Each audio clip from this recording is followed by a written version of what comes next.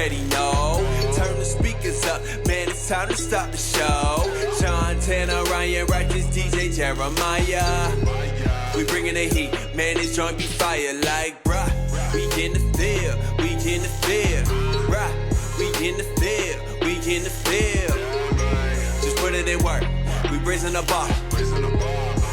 You tuned in to the track stars. Hey, yo, what's cracking? It's your man Lecrae, aka Creasy Crayola, the bond servant. Right now, you listening to the track stars, Ryan Righteous, Sean Tanner, and Jeremiah. I see you, boy. Hold it down. Yeah.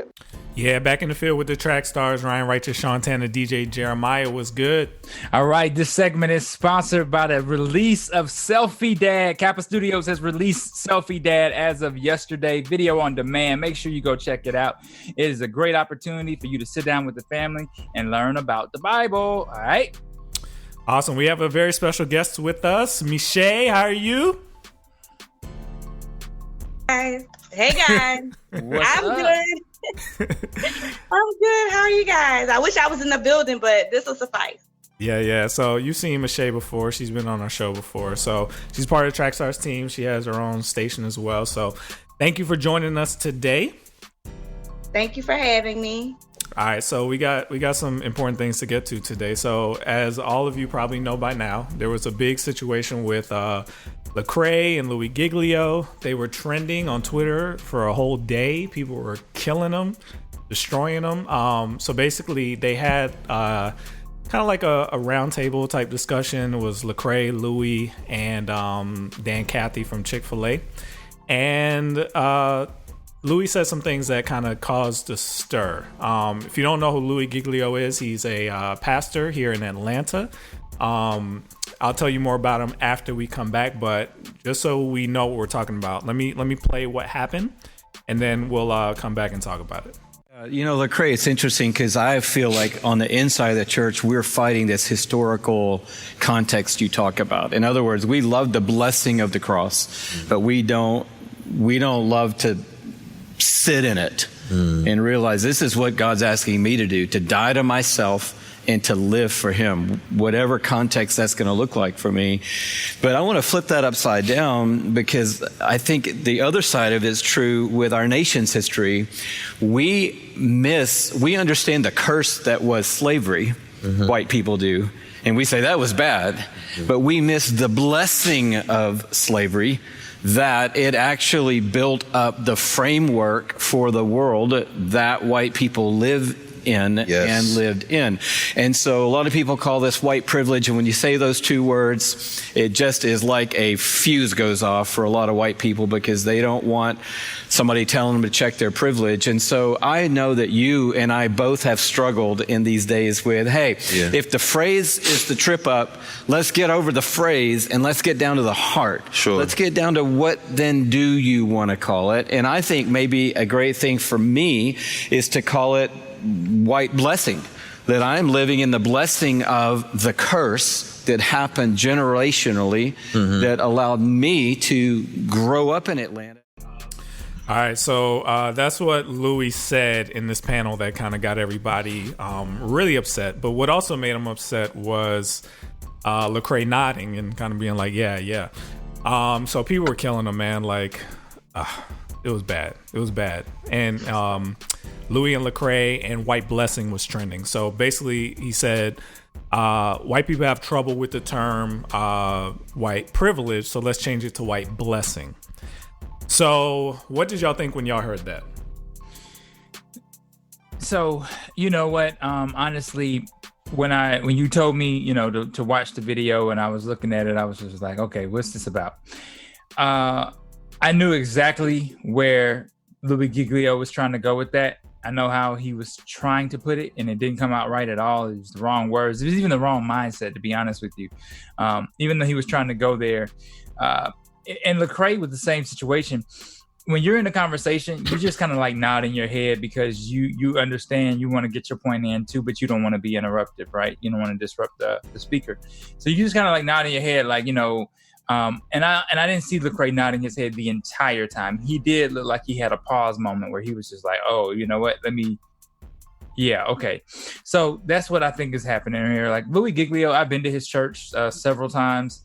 I know how diverse his church is. I know he wouldn't intentionally offend anyone of color.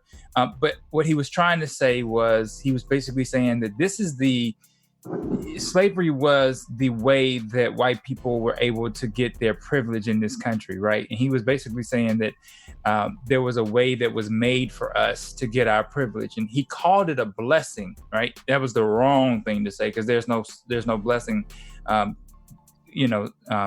out of slavery like that for our country. He was saying that, this is how we got our infrastructure. This is how we became one of the most powerful countries in the world. And I think that's where he went wrong, is that he was trying to explain where he thought all this started or where it came from. And it just went way left. And so, I looked at all the different Twitter comments. I looked at all the different things that they were saying about Lecrae and about Louis Giglio. I even listened to the apology videos that they put out. So, I mean, it was interesting. It was just two bad situations. I think that Lecrae shouldn't have taken as much heat as he got. I really think that he had the right to go back and talk to Louis Giglio about the situation, because that's what we do. We correct each other in private when there's a problem, like that. But I know where people are coming from with their anger and frustration. And this time it felt like he was being baited into saying, I agree with that. And that's not really, I think, what happened. So Lecrae got blasted for the head nod, but he actually did respond. So this is what Lecrae said right after Louis said what he said. Even the idea of, and we hate to use that term privilege or blessing, but even the idea that you have the ability to dismiss is a privilege, right? Like you have the ability to not think about it. I cannot change my skin tone. I think the notion of this kind of blessing, or the ability to put the blinders on, is because what my white brothers and sisters tend to think is that they don't have a culture. And that is an indicator of this blessing, this privilege, right? Is that you believe you don't have a culture. It's because a lot of times our cultural narratives can guise themselves in the form of righteousness. You'll think you're right because everything else around you seems to agree with your perspective. Yeah. And God has the right to critique that. Mm-hmm. God has the right to say, no, I can critique that. The Roman Empire was everywhere. Doesn't mean it was the right perspective or the right way to see things. And so I think taking the time to listen to your black brothers and sisters would be helpful. Yeah, so that was his response. So even people who saw that response said that it wasn't strong enough. He should have blasted him right as soon as he started saying it. I could tell in Lecrae his demeanor that once he said they don't like hearing white privilege, let's change it to white blessing, he started to process it. He started to be like, okay, I got to figure out what to say back. I could tell he was processing. What do you think, Jeremiah? I was about to do something. Oh wow. I don't know, man. I think the thing is, I saw it. I this week was funny. So I retweeted that the first time, the whole thing. I first said #white blessing, shaking my head. And then I tweeted out what the original clip was. And then I tweeted out, said, yo, Lecrae did respond. And I think sometimes we want people to respond in a certain way that it goes with our anger. You know what I'm saying? I think we want people to turn up, and we want people to be like, like, you should have got at him. You should have got at him. And I think what Lecrae said was real. Like, he was like, yeah, he broke it down to him. And sometimes I think like, even it's been times when I could watch a Dr. King interview and somebody says something crazy and he keeps his composure and he's not like turning up on a person, you know what I'm saying? Or even if you want to go that far, people want to go that far, even Malcolm X, when he's getting interviewed and he's talking to people and somebody says something right out, he just like, he's dismissed them, but it's not like on some negative vibe. You know what I'm saying? So I think at the time sometimes we want so much from people because everybody don't know what it's like to be in that spot. You know what I'm saying? You don't know what it feels like to be in a spot where you're being talked about something and you could be angry, but at the same time, it could come off a certain way where it's like, see, that's what I'm talking about, versus like they're having a conversation. It's not like what he said. I understand the gist of what he was trying to say was this was a blessing for white folks, but it was not a blessing for black people. And it was a blessing that we don't want to say privilege, but we love saying blessing. So let's say blessing instead of privilege. Is it wrong? Of course it's wrong. I think that's why people are mad, is because the breakdown was God provides blessings. So do white people, do we believe that God was blessing white people with our slavery? That's what it sounds like he was saying. Well, I think for another thing too, is like for sometimes some people may feel that way. Some people may feel like this is a blessing, but to somebody else it's trauma, and to somebody else they may not see it the same way. It's almost like I say this statement all the time. It's like my hero, your villain. Like sometimes for some people, some things feels like a blessing, where in actuality it's trauma for somebody else. You know what I mean? Then is it a blessing? Because would God give you something as a blessing at the expense of someone else? No, and that's what I guess that's what Lecrae was getting at. Like that wasn't a blessing. That's not a blessing. But I think at the same time, from our own warped point of view, that would be a blessing for somebody would feel like that's a blessing. And I think that's what Louis should have said. He should have said what you call blessing is actually tainted in blood. Yeah. But he didn't go that far. What do you think, Michelle? I think that their connection kind of made them both hesitant, especially since we know that this was live. Yeah. I think that their connection made them both hesitant to say certain things. I think they were trying to think through what they were saying as they were speaking. It's very interesting. I also think that I don't think that what Lecrae did was wrong at all. I think the problem with us a lot of time when people are angry about something, they're so ready and listening to respond that they're not really listening to the person's heart. And most of the time, like even with 45, you can pretty much hear the person's heart speaking, whether it's verbally or through a tweet or through what they're saying. That's their heart, and it doesn't mean that it can't be changed. The word tells us that someone's heart, that the heart of the king is in the master's hand. I think it's just more so that they were actually, I think they were actually listening and processing at the time. But you know what's so I mean, I'm reading comments and people were talking about VC was saying, if the Germans profit off of the Holocaust, do we call it a blessing of the Holocaust? And I released the heck no. But I think the question is I don't think, I mean, for us as Christians, this would be a good time to think about it. What is a true blessing? What is a real blessing that even in our everyday lives that we think is like, we think is a blessing, but it is a hindrance, you know what I'm saying, in the long run. And America thought, in essence, they thought slavery was a blessing because they kept slavery for a couple of years. They thought, well, this is free labor. I got a business, blah, blah, blah, blah. But in actuality, it wasn't a blessing. But it's not just the people who were involved in slavery. It's people that are waking up now in America saying, thank God for my house. Thank you for blessing me with this stock option. Thank you for blessing me with all this stuff. Not realizing that all that came from the backs of slaves. The reason you have all this stuff you have is because of slaves. So is it really a blessing? Can you even thank God for something that was originated? The reason you have it is because of sin. Yeah. And I mean, I think that's what any corporation too. I mean, we don't know all these corporations and how they were formed. I mean, if you look at some people's money, like how they got their money or funding or stuff, some of it comes from slavery. So if we found out Walmart, it was on the backs of slavery, you know what I'm saying? Would we consider that a blessing when the prices that we want at Walmart go down? You know what I'm saying? Like certain things, that those conversations we have to ask about what was a blessing for somebody else and is trauma or hurtful for other people.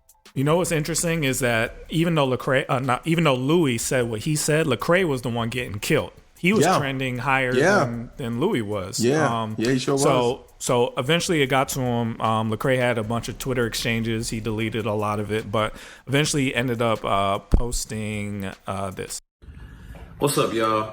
All right, so let's talk about it. By now, everybody's seen the video with myself and Louis Giglio, and you wondering what the heck is going on. Well, first of all, let me just say this.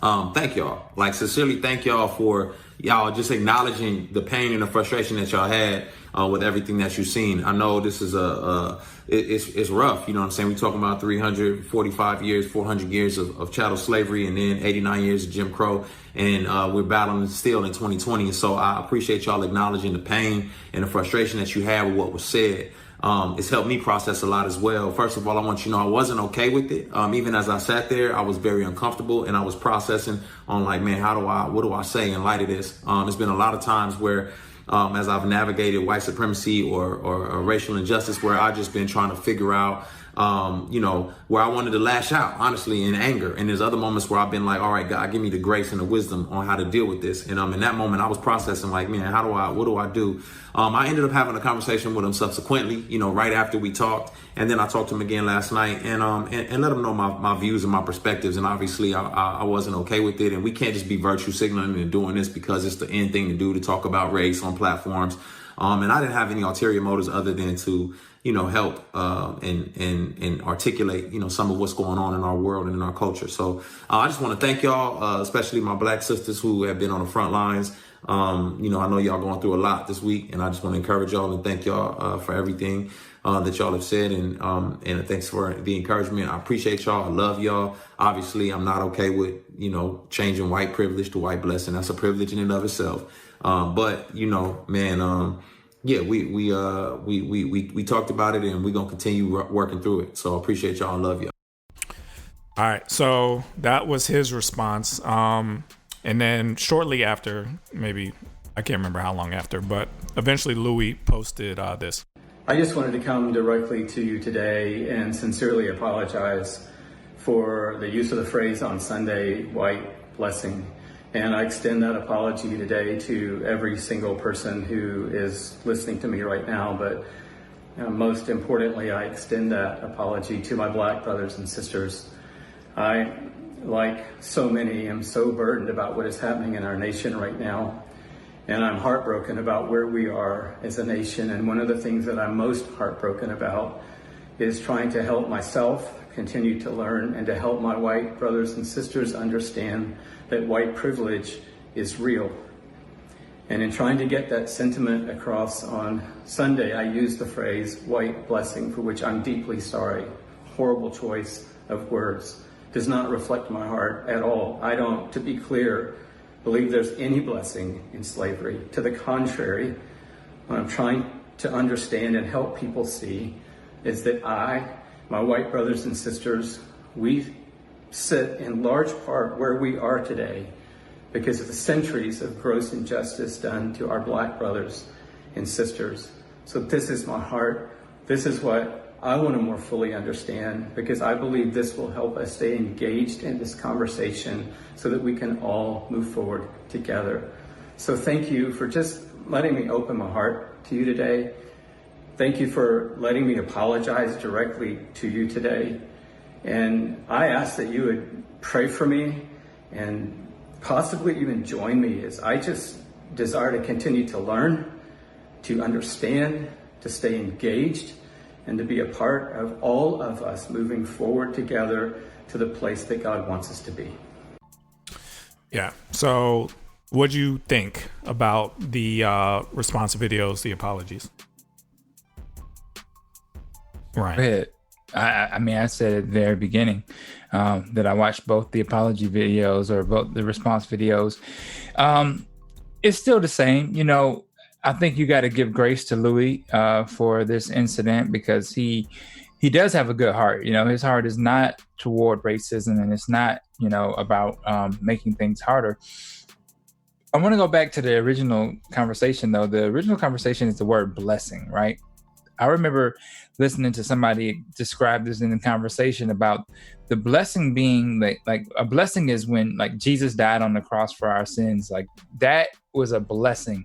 You can't call slavery a blessing in any way because the word blessing doesn't even fit in that narrative, right? And so I think a lot of times we have to stop realizing like some things are blessings and some things may not be blessings. They may be called something else. They may be similar to a blessing. They may resemble a blessing, but it doesn't actually, come off as being a blessing. And so I think that's where we have to be more sensitive, because I think that it happens with every race. I think it happens with every race and every culture. I think we all have something that we might feel shame about or we might feel bad about, and then somebody else sees it and says, "Oh, don't feel bad about that. That's actually a blessing in disguise," and it may not be. So I think that's one of the things we have to change. But I really like the fact that I saw some white Christians going back and forth on Louis Giglio's apology video saying like, "Hey, Pastor, this is not where we need to interject our voices. This is where we listen." I know somebody on our team said that as well, but this is where we listen and we let our Black brothers and sisters who are educated on anti-racism and post-slavery Reconstruction have this conversation with us, right? We don't come in and talk about how we fix things. And so I saw, a different dynamic going back and forth where one Christian was just like, well, why is it that we're not giving Louis grace and we give everybody else grace? And it's like, you still can't interject the fact that you feel like he's not being forgiven for what a race of people are going through right now. You're still wrong. And I think we have that problem is where, like I said, y'all heard me last week when I said I was frustrated that George Floyd had just died and my neighbor was sending out a tweet talking about could you all have your animals not use the bathroom on our lawn? And I'm like, who cares about that? And so I think we have to be, we have to be in the mindset of sensitivity right now. I know I'm being sensitive to everything. I'm looking at everything as glass half empty, glass half full, because I know that what I say or what I think or what I want to interject in a conversation may not be received, right? So they put out a statement the other day about DACA, that Donald Trump lost the fight against DACA, and there's reason to celebrate, but there's also reason to be cautious because this can come back up again. If he gets another 4 years, it'll come back up again, right? And so at that moment, I was just like, wow, I'm really happy for my brothers and sisters that are going through DACA. I know a lot of students in my program go through DACA. But at the same time, I don't want to send out a tweet, right? I don't want to say anything that might be insensitive to a bunch of a culture of people, because anybody could be on DACA coming from another country. You never know. So you say something about, hey, the next fight is the border wall. Well, the border wall might not be their issue. You see what I'm saying? So you just have to be sensitive at all times when someone is going through something like this. So I happen to know Louis and I happen to know Lecrae, not as friends, but I've seen them enough times, talked to them enough times to kind of know their character and know what they're about. I will say for Louis, Louis is not what people were trying to paint him as on Twitter. I saw a lot of people say white supremacist, KKK, blah, blah, blah. That's not Louis's heart. Louis actually is one of the ones who cares. He stepped in it big time. Real big time. Big time. But he actually cares. I've known Louis since 2007. Our pastor Damien at the time was really good friends with him, and I was in the rooms with him and all that kind of stuff. And this is something that's been on his heart for a long time. I mean, he has this big event passion that's full of white kids, and he recognized that wasn't good. Just because he's successful getting a bunch of white kids there, he knew that wasn't heaven. That wasn't what heaven was supposed to look like. That wasn't what the kingdom was supposed to look like. So he had it on his heart before the hashtags, before Trayvon Martin. This is in the 2000s. He put in the work to make an initiative. Now, did he do enough? Probably not. I was one of the first Black people to perform at a Passion in front of 18,000 people. He gave us our own breakout session where our room was filled with people. He tried. But I think where this shows him, and this is a hard way to learn this, is that trying isn't enough. Like, you really have to go a little bit deeper. And I think the lesson he learned is trying to placate racism is not going to work. You have to address it head on, and you have to be blunt about it, because trying to make sure his congregation doesn't get hurt by the word white privilege put him in a lot of hot water. when the truth is, if they can't handle the truth about that, then they're just going to have to suck it up or leave. And I think he understands that now.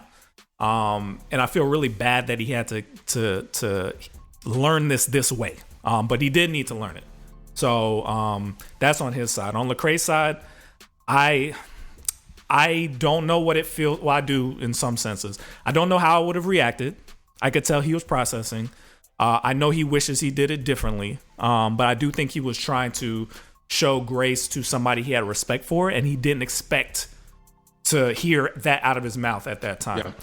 Because there's other cringy things that happened in that conversation. The Dan Cathy thing, rubbing his feet or whatever he did. That was a little cringy too. I get the point. I get the point of it, but it's. Then he said white people need to repent. There was all kind of good things in it, but it was just weird. It was just a weird setup. I think what Louis, I hope, understands is if you're gonna have these kind of things, it should be an opportunity for you to listen, not to preach.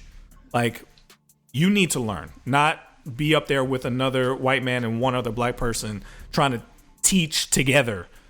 This is time to listen, learn, squash your pride, stop trying to defend yourself, and listen to the pain of people who are actually going through this. And I think he does. My fear is that I don't want people to shy away from this conversation because they see Louis get killed when he tries. I don't want Louis to shy away from the conversation because he got killed when he tried. He made a big mistake. I hope he realizes it. I think he does. Yeah, definitely. But there's a lot of other people watching that are like, well, I'm definitely not going to talk about this. Get out of here with that. We're just going to be quiet and wait till it blows over. And that's not good either. You see what I'm saying? I read a good article yesterday that my sister forwarded me from CNN, and it basically was talking about how Pastor Joel Osteen went out to the Black Lives Matter rally and marched with them, right? He was masked up and everything. And they were saying it's good that a lot of white pastors are coming out and speaking against this. He said, but it really doesn't make much of a difference until they preach a sermon about it, right? Until they get in front of their congregations and say, today's sermon needs to be focused on how do we get over this issue that we have here, right? And how do we relate it to biblical principle and apply it to today, because we're seeing it happen right before our eyes, and the church can't ignore it. And the article also went on to say that, in 1995, the Southern Baptist Church apologized for having years and years and years of practicing racist behaviors in their church. And so I think it's time for us to kind of say, yeah, you know what? This is definitely nothing to brush under the rug. I saw in that Breakfast Club interview that, Rush Limbaugh was still saying that this was a myth, right? And I think we have to really understand that this thing is happening. It's not a myth. And we are at the point right now where we have to address it head on. We have to.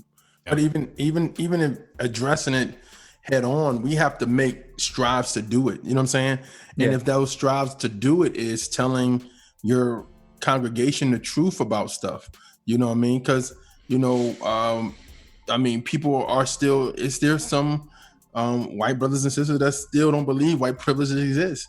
So even and if he feels a certain type of way to say that, I think the action is that you have to, like he said, you have to preach that in front of your congregation. You have to, it's not enough to just have people on a panel. You have to show it. You have to be welcome with your arms welcome with people to come into your church and want to be there, or African Americans and other races. And you know what I'm saying? Cause I think about Joel Osteen church is not all white. It's very multicultural church. Mm-hmm. He had pastors, black, white, you know what I'm saying? So it's not just when you walk into this church, it's just like, oh wow, I feel like an outsider. And when it's time for the when it's time for the altar call, everybody looking at me like, go up, like what? You know what I mean? So I think at the same time, I think actions speak louder than words.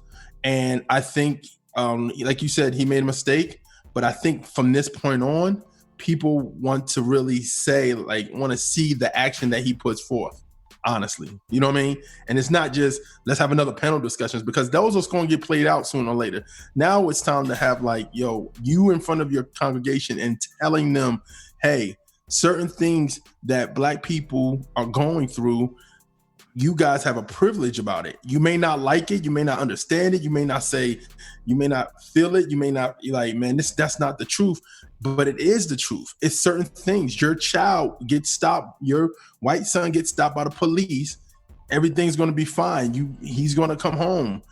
If somebody's black son goes stopped by the police, we don't know what the outcome may be. You know what I mean? We may not, even if he do everything right, even if he says the right things, if the cop feels a certain way, it can go left fast. So I think just those things that need to be said from the pulpit, if they're not and it get blown over, then it's going to almost be like a missions trip. Like, you know how people go on missions trips, they feel good about it, then it's just back to normal. So yeah. Well, this killed me, man. I don't know if you understand how much this killed me to see two people I care about getting dragged by everybody. Jamel Hill, Killer Mike. Like, I mean, this thing was huge. So it grieved me because these are my brothers, right? They're your brothers if you're listening and a Christian. So to see them get dragged publicly like that was hard. But I think it needed to happen for Louis to really see something that he may not have seen. Because people who are actually trying, sometimes they believe that they also aren't the problem themselves because they're one of the good ones, you know. But there's still some gaps in knowledge that need to be filled, and some listening that still needs to be done, even by people who care. So that's a warning for everybody, I would say. All right, let's get back into it. You in the field with the track stars, Ryan Righteous, Sean Tanner, DJ Jeremiah. Let's go. Hey, I'm Erica Campbell, and I just saw Selfie Dad. Oh my God. So funny, so encouraging to watch the story of this comedian who found life again by, I don't want to tell you, you have to watch it yourself. Just know that I love Selfie Dad. I love the Word of God, and I'm all in. I hope you are too. Hey guys, this is Miracle from TRACKSTARZ. I wanted to make sure you guys know all about the official TRACKSTARZ universe. So, if you'd like a free TRACKSTARZ t-shirt, yes, as well as free merch, discounts, and exclusive content, and of course, direct access to your favorite radio host, then this is for you. Make sure you go to trackstars.com/official. That's trackstars.com/official.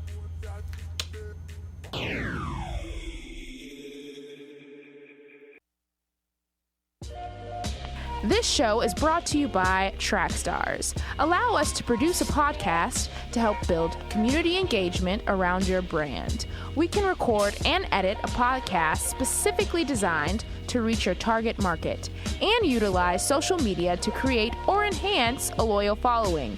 Go to trackstars.com/brands. Again, that's trackstars.com/brands. What's up? This is No Big Deal representing Middle Tennessee and Indie Tribe. You are now in the field with the TRACKSTARZ. It's time for the Entertainment Report with Jeremiah. Welcome. What's up, man? It's the Entertainment Report time. Let's get it going. All right, man. God's House of Hip Hop, shout out to MC Nice, has been nominated for some Global Spin Awards. So go to the Global Spin Awards website to vote, man. It's a lot of we were in a lot of nominations. So check that out, man, as soon as possible and go vote, man. This is a great opportunity. And I'm gonna tell y'all this, the Global Spin Awards is more of a mainstream, it's more of a mainstream website. Website is more of a mainstream awards for DJs and then like radio and different things of that nature. So please go vote, because a vote, some of the wins, a win for us, for God's House of Hip Hop, is a win for the kingdom. All right, man. Jamie Grace slams racism in the church. Jamie Grace has been very vocal about her various encounters with racism while Americans across the nation protest racial injustice. Most recently, she shared the experience of racism in the church. She said, if I had known, a pastor said this, if I had known Jamie Grace was black, I definitely would not have brought her here.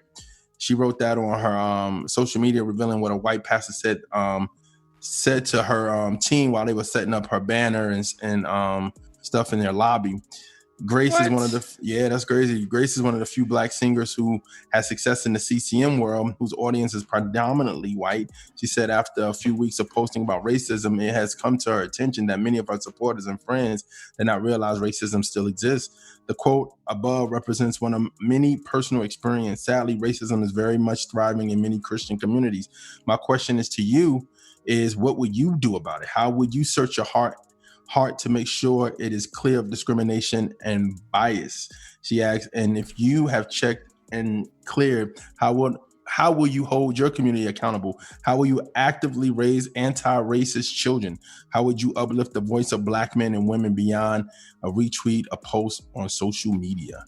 So, man, that's crazy. Who was the pastor that said this?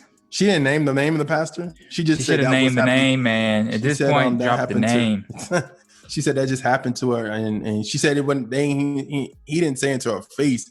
I guess while her team was setting up her, you know how when you perform somewhere, you get like a table for merch, of course, and everything like that. So they were setting up the tables, and I guess that was the first time the pastor saw it and was like, "Yo, I didn't know she was black. I definitely wouldn't have brought her here." So wait, why? I guess because she was black. I don't know. No. I mean, this just it's crazy to me because it sounds like he's saying either he wants to avoid something bad happening, or he wants to be sensitive in this time, or if he's just like that racist where he was just like, yo. I think she was sharing her experience on racism in the church. So I think that's what she was saying happened to her before. So I don't know if it was recent or, you know what I mean, more of a past thing. But on the same lines, Chance the Rapper asked the question, is it not the church's responsibility to dismantle white supremacy? Chance the Rapper took to Twitter with a question for the Christian church about confronting racism in America as he studies the scriptures. He said, I'm sure I'm going to get replies from non-believers, but I would like to ask my Christian followers out there, why don't we as a church explicitly address white supremacy and racism on Sunday? Why don't we engage the truths of America and how it values an antithesis to the gospel? He took his tweet a step further by posing, is it not directly the responsibility of the church to dismantle and defeat white supremacy? Is equality not basis for forming the body of Christ? So of course his timeline blew up and different things. He also said, my pastor, he responded to somebody and he says, my pastor usually avoids talking about stuff because he's worried that bringing politics in his preaching will make a lot of people upset. And then Chance replied, I think you have the right and responsibility to challenge your pastors to teach about Christ in the content of today's America. So yeah, man, everybody going through it, man.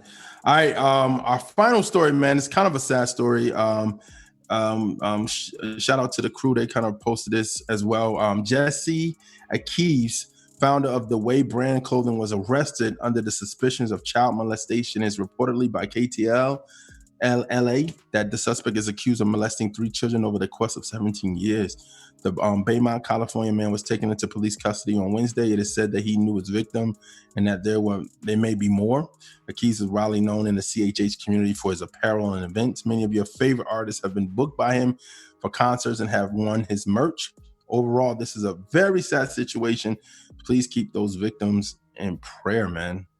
All right, Copper Section. The sponsor of the Copper Section is Joshua Southern. Before You Speak, Armand Wake Up and Taylor Gray Black Jordan and White Socks, Canon Evil single, Paris Cheriz Die For Me single, Christian Gray Beautiful Dreamer single, Mitch Durrell Black and Proud single, Cam Look single, Drew Beck's Season 2 single, YB aka Young Paul Pick a Side single, Corey Y Switch Up single, and our God, legend, OG in this thing, Kanon returns with Riot single, which is Flames.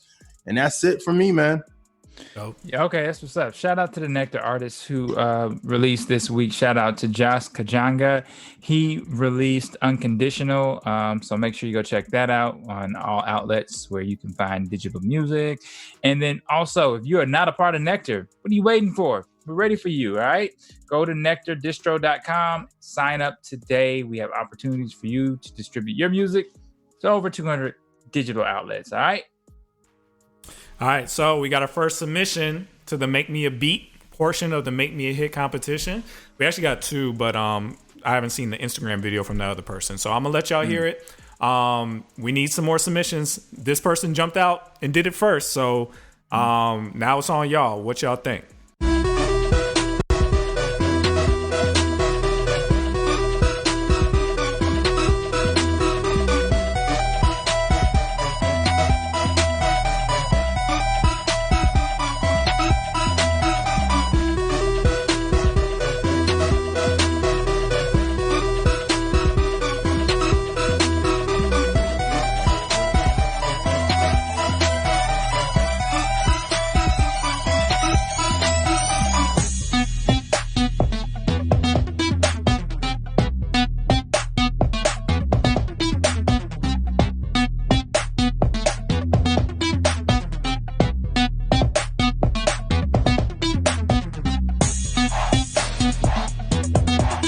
So mean. All right, y'all Christians are mean, man. Online wasn't giving that. Hey, well, if you can do nice better, then words. do better. Send in your I submissions. identify with something totally different. I don't know what it is yet.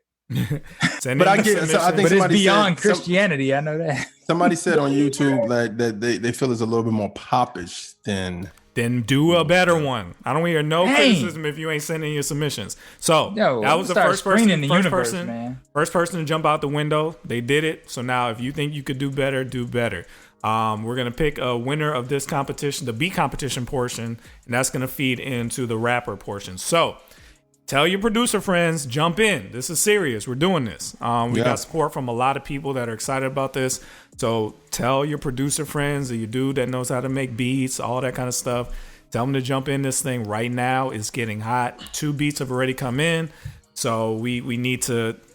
The first one's always I'm so proud of the first one because the first one is the one that gets the ball rolling. Jumped out the window. Yeah. You jump out the window, you get props from me, and this is a great way to get exposure. That's the name of the song. I'm playing your Jumped out beats. the I'm window. playing your beats on a show. So send in your stuff.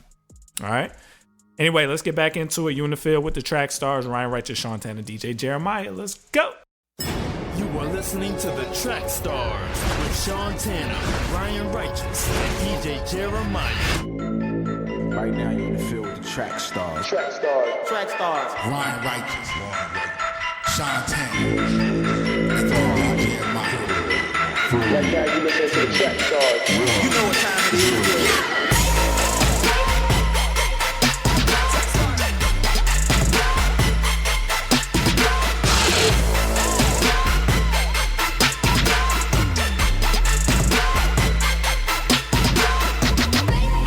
It's your boy Name Gay, he TRACKSTARZ music artist, and you are in the field with the family TRACKSTARZ Radio.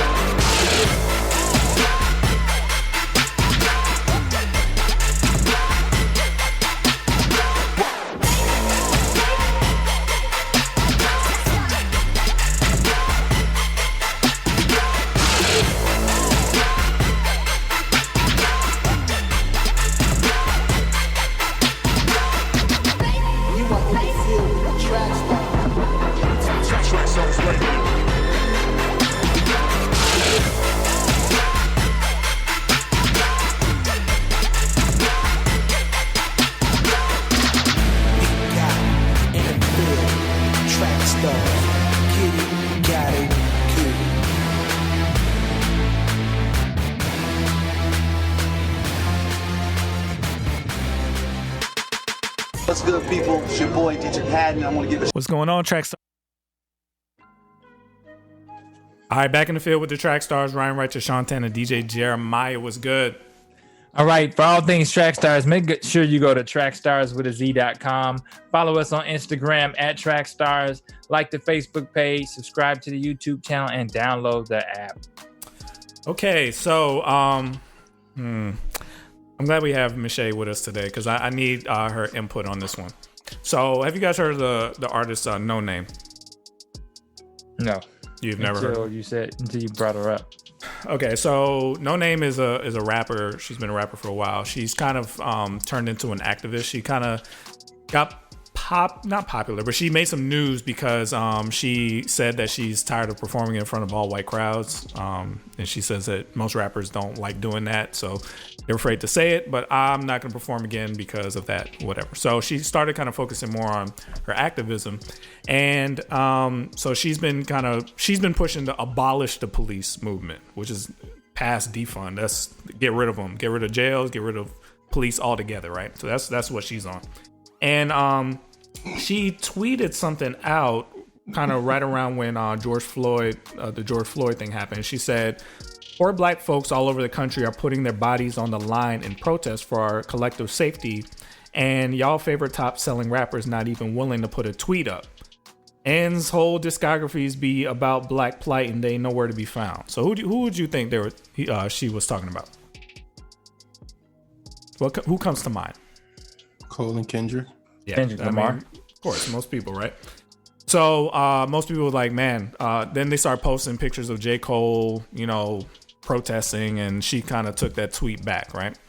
Then Cole responded with this. So we're gonna kind of do a mini dissect in the middle of this because they both kind of did some stuff, right? So Cole put out the song. We're not gonna play it, but it said, "Ends be thinking I'm deep, intelligent, fooled by college degree. My IQ is average. There's a young lady out there that's way smarter than me. I scrolled through her timeline in these wild times and I started to read. She mad at these crackers. She mad at these capitalists. Mad at these murder police. She mad at my ends. She mad at our ignorance. She wear her heart on her sleeve. She mad at the celebrities. Low key, I be thinking she talking about me. Now I ain't no dummy to think I'm above criticism. So when I see something that's valid, I listen. But it's something about the queen tone that's bothering me.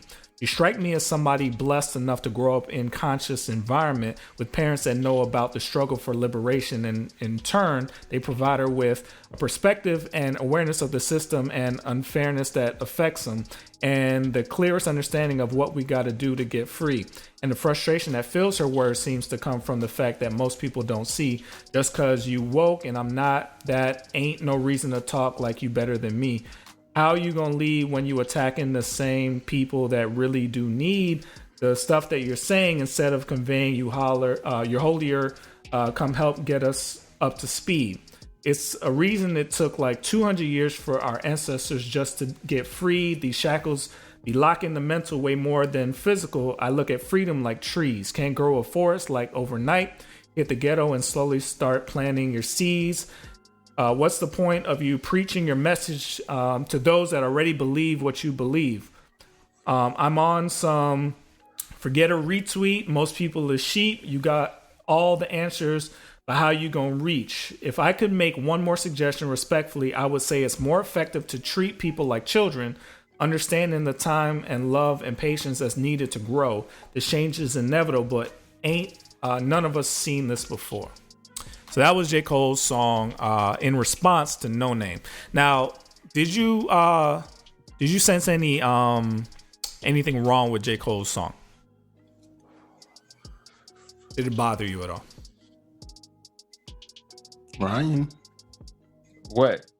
You know how we do. Why is this new? Anybody? We have a guest. We have a guest. All of J. Cole's music bothers me, but we have a guest on. Jesus. Wow, I don't know. Michelle, did it bother you? It didn't necessarily bother me, but I feel like it definitely shows that now they're going at each other. Like he addressed some issues, but his song was directed towards her. So it's a distraction. It's like I feel like trying to coach other people to use their platform for activism the way that she did it is also a distraction. Okay. Some people had a problem with him questioning her tone, kind of basically mansplaining the way she should be doing what she's doing. So a lot of women were killing him for that. But then, of course, there's a ton of J. Cole fans. So J. Cole fans were like, I don't see nothing wrong, didn't see any kind of a problem. So Chance the Rapper weighed in because I think Noname was on a song with Chance the Rapper. So I think he's kind of split because he likes both of them. And he said, yet another L for men masking patriarchy and gaslighting as constructive criticism. So let's start getting serious. Start getting real. So then Noname responded with her own song with Madlib. I saw a demon on my shoulder. It's looking like patriarchy, like scrubbing blood off the ceiling and bleaching another carpet. How my house get haunted. Why toy and body don't embody all the life she wanted. A baby just 19, I know dream all black. I seen her everything immortalizing in tweets, all caps. They say they found her dead. One girl missing, another one go missing. One girl missing another. But Anne's in the back, quiet as a church mouse, basement studio. When duty calls to get the verse out, I guess the ego hurt now. It's time to go to work. Wow, look at him go. He really about to write about me when the world is in smokes. When is people in trees? When George begging for his mother, saying he couldn't breathe. You thought to write about me. One girl missing, another go missing. One girl missing, another go missing. Little did I know all my reading would be a bother. It's trans women being murdered, and this is all he can offer. And this is what y'all received, distracting you from the convo with organizers. They talk and abolish the police. This is the new world order. We democratizing Amazon. We burning down borders. This is the new vanguard. This is the new vanguard. I'm the new vanguard. What y'all think about her response? What? Yo, just say the person's name. Just be like, this verse is for you, Cole. Cole, you shouldn't have done this. You shouldn't have said that. You shouldn't. Like this whole like. But you know the funny thing is, even after J. Cole did his thing, he went on a tweet. Like he started tweeting, and J. Cole don't really like tweet that much. But he bigged her up, was like, "Yo, follow Noname." You know, he said, "I stand by." He said after the song, he was like, "Yo, I follow her. She's doing great things." Blah blah blah. But he said, "I stand by the words." And I think the thing, I think to me, the biggest problem with this whole situation is calling people out. Yes, that's a problem for me. Like, that's the problem. First off, Cole and Kendrick over the years have been at protests. Like, you know what I mean? Like they've been at protests. They've been part of helping out with Black Lives Matter. So for you to just say that is like, why do you have the right to say that? And then if somebody comes behind you and say, wait, hold up, let's have this conversation, or let's have a music, I'm gonna address you musically because I really don't know you at all based off on we may know a few people that know each other. I mean, we don't know each other, but we know a few people that could probably get this conversation, but this is the best way I know how to respond to what you called me out. So I think the question to me has always been, I know I got into Miss Amethyst and she was going back and forth, and she was like, his tone, the whole part about the tone piece was really blah, blah, blah. And I was like, I don't think he was trying to downplay her, because he was like, you're doing great. You're doing stuff. Help me learn if I don't know what I'm talking about, I don't know what's going on.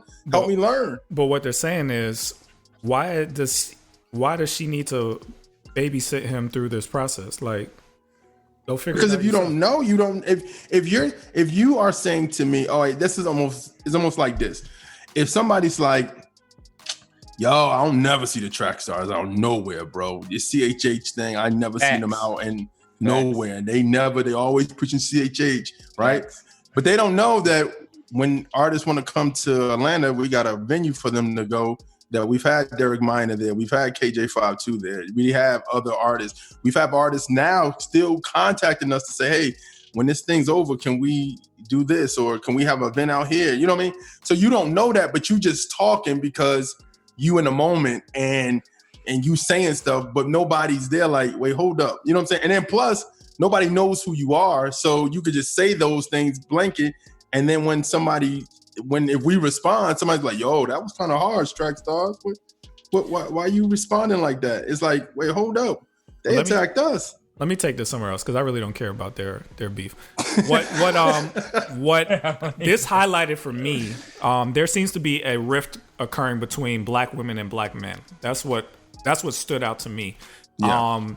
The young lady she mentioned in her verse, Toyin, she was a activist that was on the front line. She was, rounding up people to go out and protest. And she was killed recently. She was taken advantage of by somebody from a church. The young man took her home, molested her. She tweeted about it and said that she was molested before. And what people believe is that another Black man that molested her the first time killed her because she outed him. Wow. And there's been a lot of incidents of black men treating black women really badly during this time, and it's baffling. There was a video of a guy with a skateboard hitting this girl in the head because she rejected him. A girl being thrown in a trash can. Like, black women are basically saying, we're fighting really hard for you guys, standing up for you guys because you're getting mistreated by the police, but then you treat us badly all the time. But there needs to be something to reconcile why black men are still treating black women the way they are. But technically, that argument is you guys is all of us, right? Because Sandra Bland was treated harshly by the police. You got I keep saying the name wrong. You got so many people that are women of color that have been treated harshly by the police. You have the woman who is serving time in jail right now for firing warning shots in her garage. So I think this is a us problem. It's not a he versus she. But what is consistent? You can see it in most churches, in this rally, the protest. Black women take the lead in a lot of areas when they're trying to support black men. Like they really do go hard for us. And I think what they're saying is, how come you guys don't go hard for us the same way? Well, I will say this. Go ahead, Brian. We have more worldly black men than we have Christian black men. So the values aren't the same. They don't add up. What's unfortunate, that's true. What's unfortunate, there's a lot of those men in the church too. The guy who molested her was from the church. Yeah. So there's a lot of work that needs to be done. It's just sad. I got a lot of messages from black women friends of mine that were reaching out to me saying, like, what are we supposed to do? We're trying to defend you guys, but then you guys treat us like crap. You don't want to date us. You don't want to. You don't stand up for us. I'll even call us out. We did a whole thing on Trayvon Martin. We did a whole thing on George Floyd. We didn't have a whole topic on Breonna Taylor. We haven't discussed that head on. You know what I mean? We didn't do a whole topic on Sandra Bland. So are we really standing up for our sisters the way they stand up for us? Well, I kind of told you about my take on the Sandra Bland and the Breonna Taylor situation is that, there was a outcry over George Floyd and Ahmaud Arbery because we were also discussing the video. We don't have video on those two situations. Well, I think we have video of Sandra Bland. I think there was you could see her mugshot where she was perfectly fine when they arrested her and booked her, but then for some reason she never came out. But I think that it's not that we're not looking at it like, oh, it's less of importance.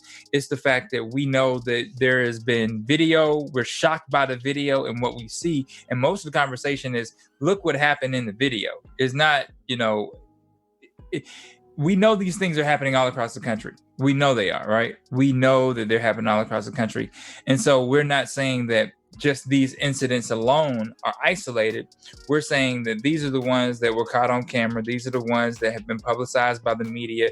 These are the ones that we're focused on and talking about. But I think when people get into the rallies and they march, they're marching for everybody. I don't think there's a name or a face that they're singling out just alone. I think if you say George Floyd, you're also thinking Trayvon Martin. You're also thinking Eric Garner. You're also thinking Sandra Bland. You're also thinking the gentleman that was shot and killed in his apartment last year. So you're thinking all these people. You're not just saying I'm marching for this one cause. It's an outcry and an outspark. But the same way we want our white brothers and sisters to listen to us, I mean, there's a lot of women saying this. This is not just one or two. They're saying you guys are treating us badly. Am I off base, Michelle? Like, do you sense this too? Everybody ain't the same, but you weigh in. What do you think? So I sense it to a certain degree. When it comes down to Black women's representation, a lot of times, and I've even experienced this at work, it's like, but you're so strong and you're so resilient.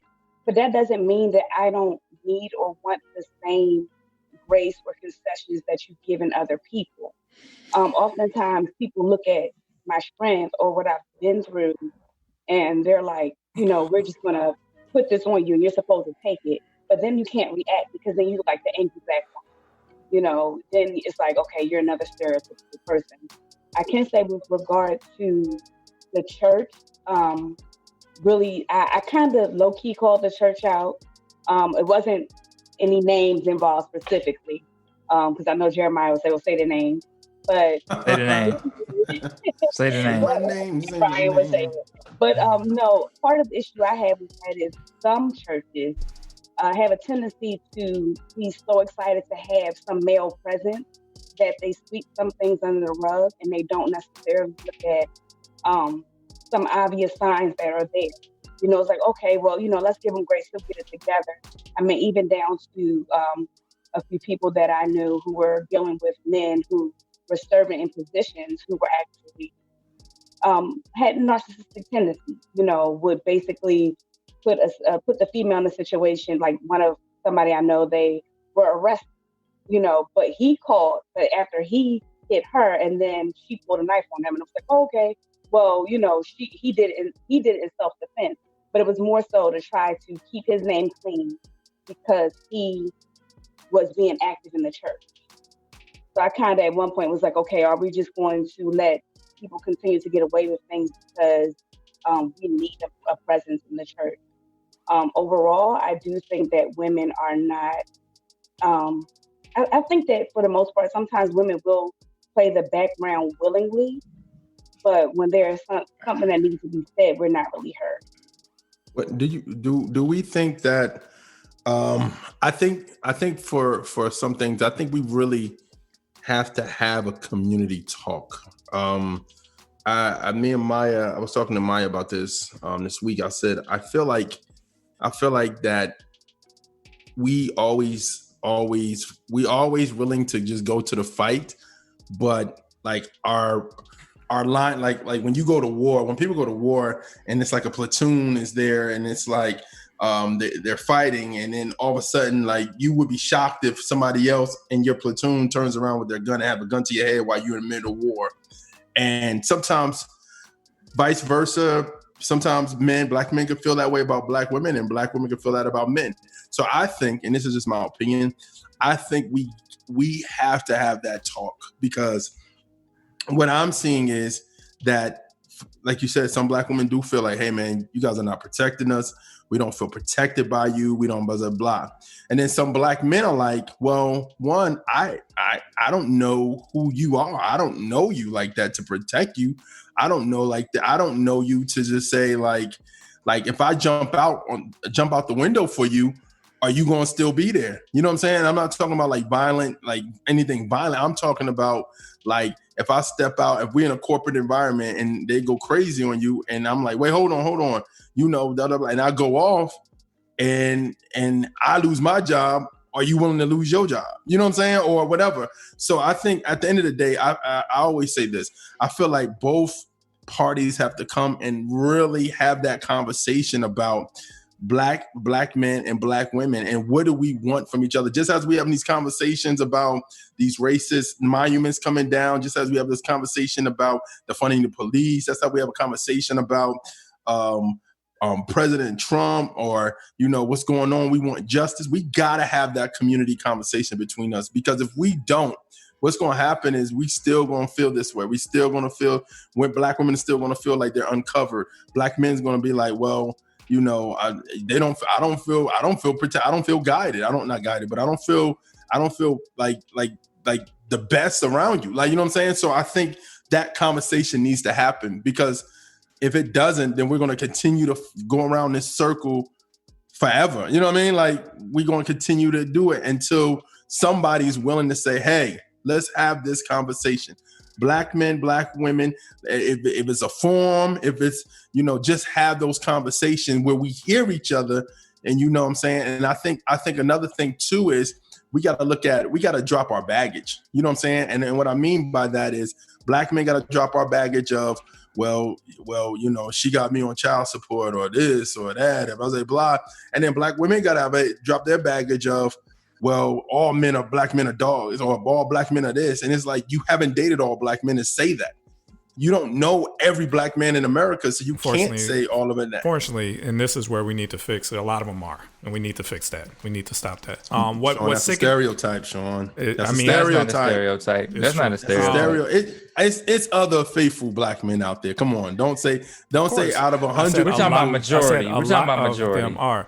And we need to work on that. What made me sick about the video with the skateboard thing was all the guys around the kid that did it.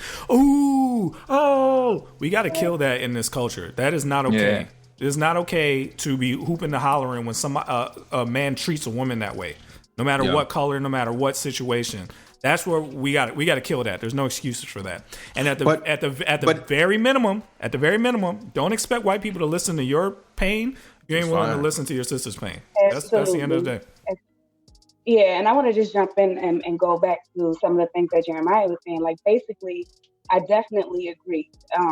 Part of the issue is that we don't have a general idea of what we're thinking or where we want to go. It's just so much noise around every issue that when a big issue comes up, people kind of flock to that. They don't know the background behind pretty much why someone is feeling the way they're feeling. And then to go also back to what Sean was saying, as far as like defending black women, honestly, I know that we're in a time of Corona, but I went to the grocery store the other day to get a couple cases of water.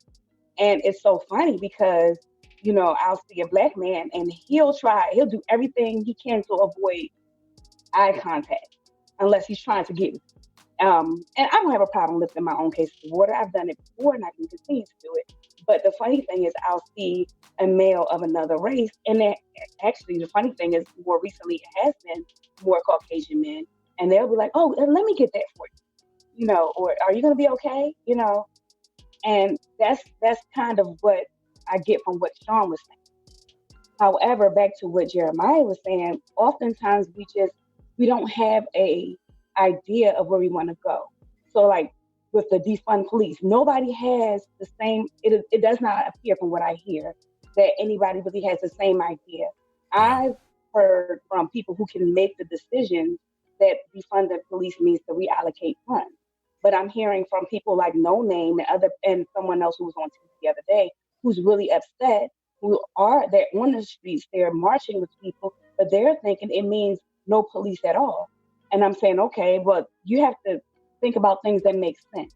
I mean, there are some good police. And then also think about the fact that if you're talking about policing our own, well, that is essentially what George Zimmerman was doing, was it not? Mm. And that's policing our own, though it wasn't our own, it was his own.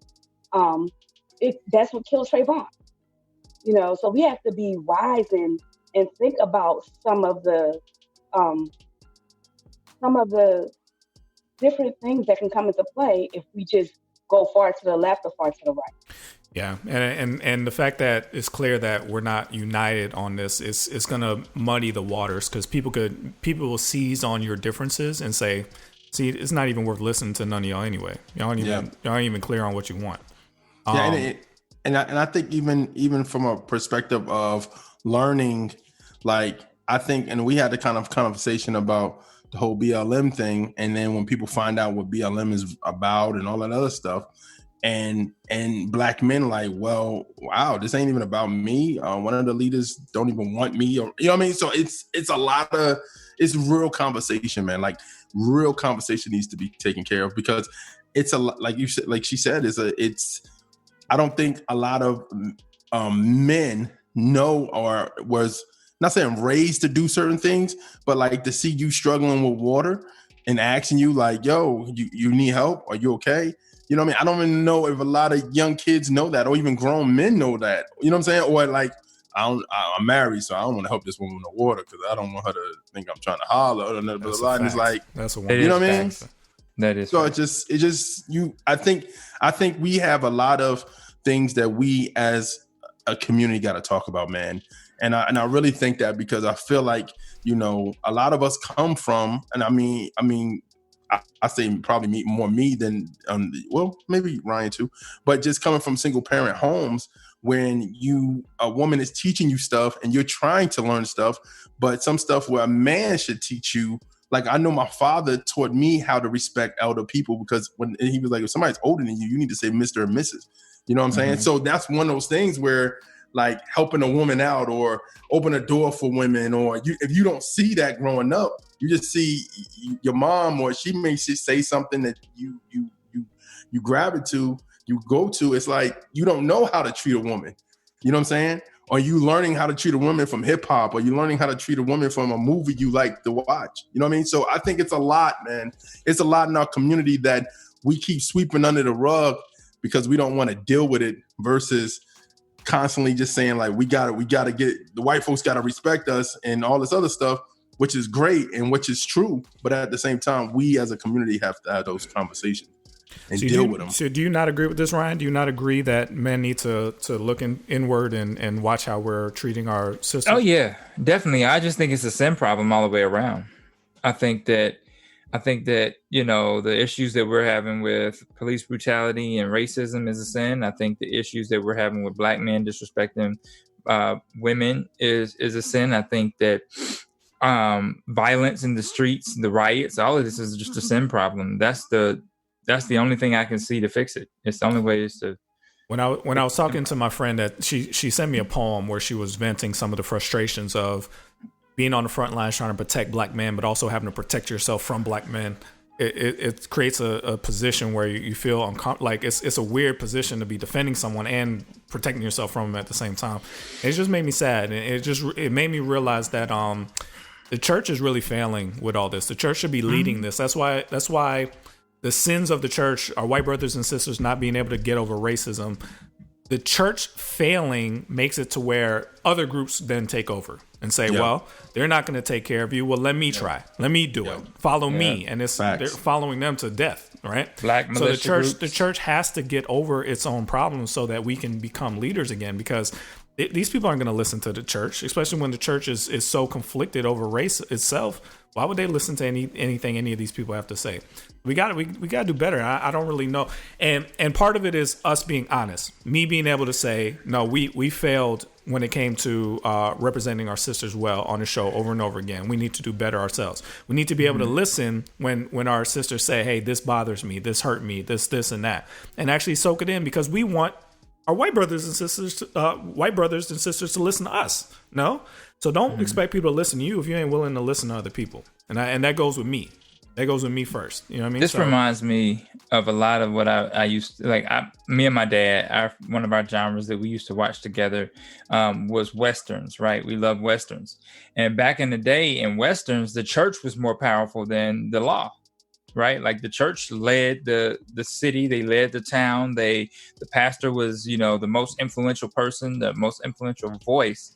And so when we think about the church being leaders, it's lost its reins on that. And you're right. If we get back to that, if we get back to the place where people are looking at the church as the voice and how we fix things, then we're in a good place again. But until that happens, we're going to be where we are.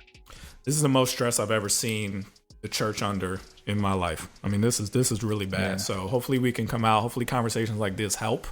Because we need somebody. There's no leader anywhere. There's no one or two people that I could think of that's like they're our leader in this situation. Feels like everybody's floundering around, in my opinion. All right, man, let's get back into it. You in the field with the Track Stars, Ryan Righteous, Sean Tanner, DJ Jeremiah. Let's go. Hey guys, this is Miracle from TRACKSTARZ. I wanted to make sure you all know all about the official TRACKSTARZ universe.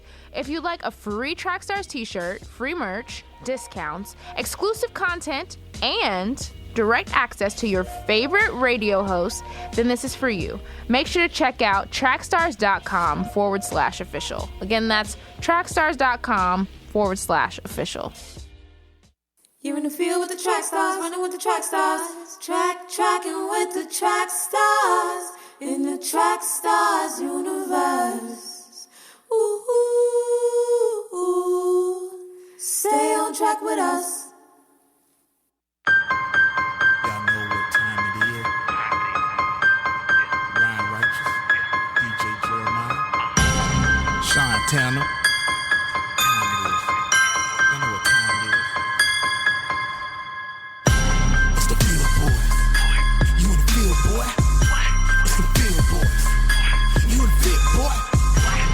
Tuned in and locked. Track stars. We beating on your block.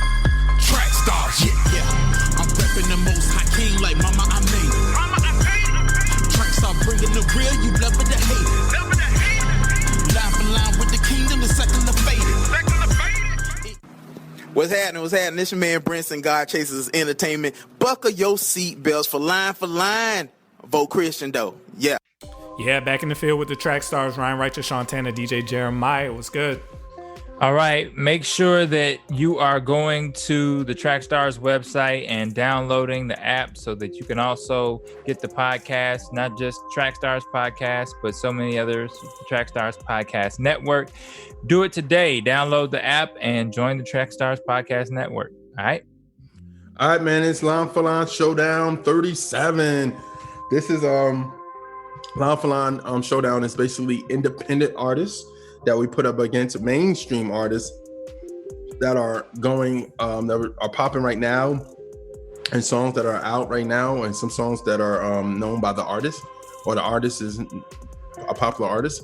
So the views and opinions of the Track Stars and the Track Stars universe are not the views and opinions of the artist, the label, producer, and others. If you feel offended by this, please press stop now. If you never heard of the mainstream artists and think about checking them out, man, please press that stop button. Try not to do the same artist over and over and over. If you are a person who only listens to Christian artists, this ain't your cup of tea, man. We got you, man. We understand. We do noteworthy topics, interviews you go check out. We're not copying any battle formats. We've been doing this since the 2000s. These artists are not the Christian version of anybody. It's just a bit. All right, man. So we're going to get this thing started right now. We're going to start it off with Chance the Rapper. This is called Slide Around. Round one, let's go. I still got hoop dreams. I got mood swings. I could do things in a plain white tee and some blue jeans. Introducing my little boo thing. She gon' stick with thicker thin. That's a mood ring. Everybody eats. You just don't keep receipts. I'ma just press delete. Always 10 toes like beats. Give me some built-in cleats. You don't need help like cheats. You don't need help like me. Seeks part on my back like beach. My VFM like me. Steady keep growing like chia. Bringing my senator. All right, that was Chance the Rapper, Slide Around. This is K Rich. I Can Only Be Me. To do, how to rap or how to flow. God said go write rhymes and I said yeah and started it. Thank God cause I needed it. Lord knows I was on the brink of suicide and that's facts. Came close to losing it. But God said don't do it son, your future bright like these son. I know the pain is real deep but the reason is much deeper. Don't worry about the people, they gon' hate you for no reason. They gon' talk, they gon' say that you ain't even Christian. And the other side gon' say that you just too preachy. And the people in the middle just don't get me like a riddle. And they ask me if I'm changing and I tell them not a little. Nah. All right, that was K Rich. I Can Only Be Me. Chance the Rapper, Slide Around. Who y'all going with? Joseph King said, does this mean round one will go to the Christian rapper? One is a rapper that's Christian, and the other, I'm joking. I guess so. Ryan, what you got? Yeah, I'm gonna go Chance on that. Chance. Actually like K Rich. His voice, he kind of sound like 3 Stacks a little bit. Just he sounds like 3 Stacks. But I imagine that when he gets his stuff mixed and mastered, I can hear echo on the back of that. I don't know if y'all can hear that, but when he gets his stuff mixed and mastered, it'll be nice. Michelle, I gotta go Chance on that one. The beat had me. Yeah, I think K Rich was good. It had an echo in the room. So that would have helped. I think Chance it just sounded a little bit better to me. So I got Chance. Jeremiah. I am going with K Rich. Hey Rich, you like that song better? Yeah, I mean, I think I like the bounce of it. And the Chance thing was okay, but I like the K Rich just an inch better. So that's 3-1 Chance. So right now the total is 1-0 mainstream. So we're gonna start off with this is round 2. We're gonna start off with Dre Breeze, the Godson, Porch. Here we go.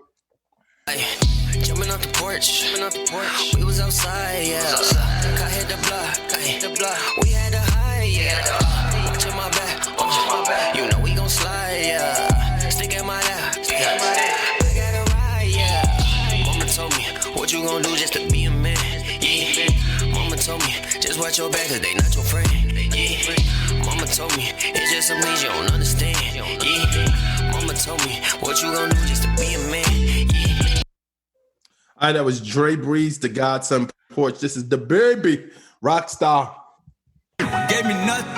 I'm ready to hop out on the new. Get the bus. Know you heard me say you play, you late. Don't make me push the butt. Full of pain. Dropped enough tears to fill up a fuck. Going for buggers. I bought a chopper. I got a big drum and hold 100. Going for nothing. I'm ready to air it out on all these niggas. I can see I'm running. She talking to my mom. She hit me on FaceTime just to check up on me and my brother. I'm really the baby. She know that the youngest son was always guaranteed to get the money. Okay, let's go. She know that the baby boy was always guaranteed to get the loot. She know what I do. She know if I run from it, I'ma pull it out and shoot. PTSD. I'm always waking up a cold sweats like I got the flu. My daughter the G. She saw me killing me in front of her before the age of 2. All right, that was the baby Rockstar versus Dre Breeze, the Godson Porch. Who y'all Ryan. Rockstar. Early. The baby. Early. Yes, your face didn't squinch up when he started rapping fast. You was trying to figure out what he was saying? No, actually, I like his flow pattern on a lot of the stuff he does, just because it's different. Interesting. It reminds me of like Luke the Shocker. Yeah. Yes, actually, yes. That I never thought about it like that. But yes. Yeah. Man, he's not. He's better than Luke the Shocker. What you got, Michelle? I'm going with Dre Breeze. I got Dre Breeze. This is way better. Way better. What you got, Jeremiah? The baby. It's crazy. I just don't like saying his name. Y'all are crazy. It's 2-2. So it's up to y'all online. It's up to y'all online. Dre Breeze's song was way better. What is wrong with y'all? Makes me feel the baby is the truth, man. He that man right now. It's terrible. Dre Breeze online. But really, the baby only has one flow pattern. I really don't hear him switch it up that often. So, all right. So that's 1-1. Dre Breeze won that round, so it's 1-1. We're going into round 3. Round 3. We're gonna start off with YB and Corday. We gonna make it. Here we go. Know you got 3 daughters, could use some resources. Nah, we just need order. I got my own bad news. A reporter. Niggas ain't even safe, they wanna deport us. I'd rather keep us boxed in on the street corners. If you gon' stop and frisk this shit, and at least warn us. My dog's still on probation, they got a leash on us. Far from stupid, in fact, I'm smarter than Harvard students. Spark the movement and put an end to this garbage music. Got me thinking like this can't be life. Stupid inside voted for the Antichrist.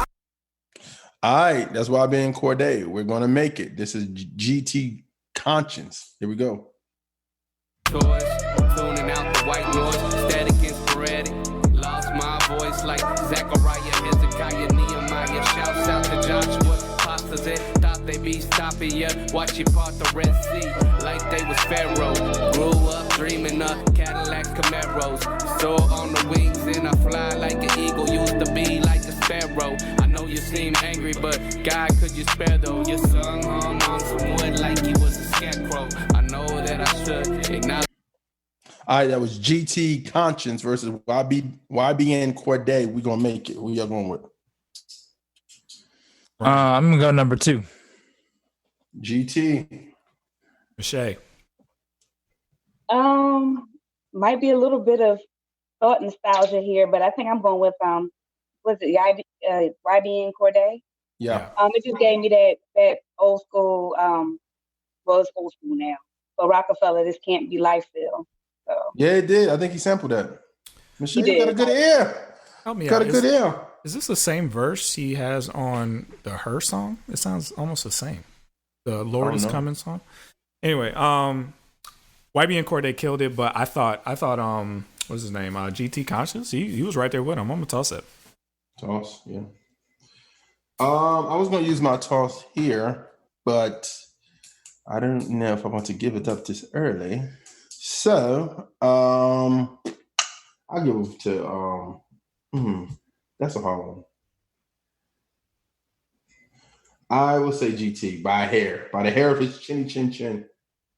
What's that? So 2-1 GT. GT online. GT online. So yeah. So he pulled it out. Good job, man. That was close. That was good. Yeah, it was. That was a close one. It's 2-1 going to round 4. And in round 4, we're going to start off with EA North. It's called Rain. Here we go. Young point guard like Nash. Had to put it all on the pass. God put me in from the bench. Man used to sleep on the bench. Now I got gold in my chest.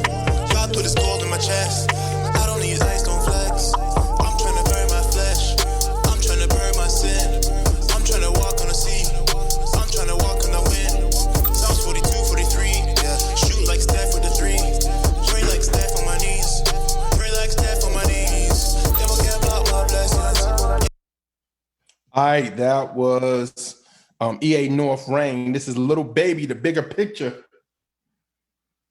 I find it crazy the police will shoot you and know that you dead, but still tell you to freeze. Nope, I seen what I seen. I guess that mean hold him down if you say you can't breathe. It's too many mothers just grieving. They killing us for no reason. Been going on for too long to get even. Throw us in cages like dogs and hyenas. I went to court and they sent me to prison. My mama was pissed when they said I can't leave. First I was drunk, then I sobered up quick when I heard all that time that they gave to Talib.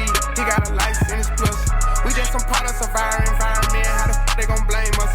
You can't fight fire with fire, I know, but at least we can turn up the flames on. Every color Persian ain't done. All right, that was Lil Baby, the bigger picture versus EA North Rain. Who y'all going with? Ryan. I'm gonna go with Lil Baby. Really surprising me today. Michelle. I think I'm gonna go with EA North. I got EA North on that. I liked it a lot better. What you got, Jeremiah? Lil Baby. All right, so it's 2-2. It's up to y'all. That Lil Baby song is fire. I see a lot of Lil Baby. I thought he was I thought it was gonna be whack, but then I heard it. I was like, okay. I mean, maybe I need to hear more. It didn't sound good to me. Lil Baby online. So what's the overall? 2-2. Going into round 5. All right, man. We're gonna start off round 5. This is Russ, Best on Earth. Fatter than fat, and she got good. Sit that on my lap, I give it good. I might have to fly out to Mykonos, or maybe to Japan, so I could hit her like a Michiro. She knows what is up. I don't gotta dumb it down. Tatted like Rihanna, singing like it's run to town. I love her, she's a freak. I promise if I could, 7 days a week. Face from the Middle East, from the West Indies. It's all about on my body, rest in peace. Yeah, got me wobbling. She know I got cameras. She said we should vlog it. I know she got stamina. She said start. That was Russ, Best on Earth. This is Jay Sen. I mess his name up. Jay Sena. Somebody remake. There you go. I don't got the heart to pick up a phone, so I'ma just write a verse to get it off my dome. See, I was 18 years old, tired of being alone. Wanted a girl in my world I could call my own. Independent and grown, to death do us part. Someone that hold it down, that's around when it's dark. A fan we would spark, happily ever after. And that one with the master. Well, had a couple conversations, then we started feeling. Emotions rushing in so high that they could touch the ceiling. That pain will go away when we grown up. Relationship we once had quickly got. All right, that I ain't gonna say it. You said what his last name is? I think it's Jay Sanon. Jason. Okay. Jay Somebody Sanon. Sanon. Jay Sanon. Somebody remix versus Russ, Best on Earth. Who y'all going with? Ryan. Song number 2. Jay? Yeah. Okay. Michelle. Going Jay Sanon on that. Even with Russ's sample, I think he still killed it. I got Russ on this one. What you got, Jay? I am going to go with Jay. Even though the Russ song is pretty decent. You know, the girl rapping on that Russ song was a young lady that used to be on that female hip hop show back in the day. No. You remember the female hip hop show? What was the name of that show? It was like it was like 5 female rappers. One of the girls in there was like her name was Saya. And they was living like together and everything and stuff, and they was trying to help them build up. It was a good show, but the girl rapping on it is from that show. But yeah, but it's Jay online, so that is 4-1, but it really matters. So now the score is 3-2 going into the round 6. So round 6, we're gonna start off with this Lamar Riddick, Cray. Here we go. Got me a squad. Kept it 1K, but the path was still hard. He got it on lock. I know that I'm blessed cause my Patriot star. I put it on God. The moment you trip, they will look at you eye. We all that we got. I'm building my block like my first name was Bob. I'm in West Virginia where they rehab, then they overdose. Had too many friends, missed a shot because of bullet holes. They would have them boys come get at you like you blow your nose. Went to so many funerals, I'm running out of church clothes. I don't do this for M's. My light don't get dim, see I'm writing these hymns. All right, that was Lamar Riddick, Cray versus Joyner Lucas, Will.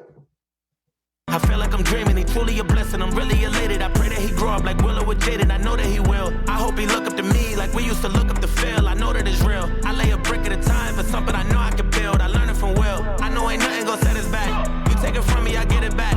Me and my homies forever strapped. We roll up on them like Men in Black. I blow your chest to your head and back. I think I done made a mess. I'm in Cali with a vest. That's the Wild Wild West. I told my homies I'm good with the labels. I don't need to sign the dots. They must not know me. They cannot. That was Joyner Lucas, Will versus Lamar Riddick, Cray. Honestly, if y'all don't catch this, Joyner Lucas is talking about Will Smith and Lamar Riddick is talking about Lecrae. Did he do this as a response to the Will song? I don't know, but I'm sure it is heavily influenced. Okay, I'll wait. Go ahead, Ryan. Yeah, I'm going Lamar Riddick, man. I love that dude. He's good. All right, Michelle. I'm going Lamar Riddick as well. I didn't know anything about Lamar's song. He sounded good, but it did make me think of the Will song, so I didn't know that was coming up next. It's the same flow pattern, so it must be like an homage to it. No? Yeah. I think so. So I'm gonna go Will just because I just thought that it was just creative. So when you take from that, I have to give props to the person who started it. So I got Joyner. Facts, John. I got Will. All right, so that's 2-2. It's up to y'all. All right, 2-2. We can go to round 7 or it's y'all decided. Is it a tie or what it is? Let's see. Lamar Riddick joint was fire too. He did some dope and stuff. He killed it. But like you said, it's almost like you got to. I didn't know it was an homage, so I was like, man, this is the same flow pattern as that Will song. So I don't know if that takes away points or not, but just because Joyner, if it did indeed come first, I think Joyner's take on it was original. Going to round 7. Joyner Lucas won that round. We're going to round 7 in the after party. So if you don't know, we started after party. So if you're an Official Universe member, go in there. You'll see the link for the Zoom. We'll jump over there in a second. Thank you guys for hanging out with us today. We appreciate you. Michelle, thank you for coming. Yay. Thank you, Michelle. For having me. The funny thing about that Joyner Lucas is it reminds me of when I was there, but I didn't want to get fooled by myself. When you were where? At the studio. When I came there, we did right. Yeah. So again, thank you guys for following us. Join the Official Universe. You could do it for free. You get a free t-shirt. You could cancel anytime. So sign up for the Official Universe. You could jump in there with us right now. And we'll be doing these after parties more. It won't be every week, but we'll announce it. We've got some cool ideas for you guys. Really, really cool ideas. So we're always trying to make this thing better. So thank you guys for supporting us. We appreciate you. Doing round 7 in a couple minutes, so jump in there if you want to get in there now. If you don't want to actually be in the Zoom, you just want to watch, it'll be live on the Facebook, official Facebook group. All right. Thank you guys. You in the field with the Track Stars, Ryan Righteous, Sean Tanner, DJ Jeremiah. Let's go. Now, I'm in the field with TRACKSTARZ right now. I had a blessed time. Hopefully you guys are listening. If you're not, then you're losing.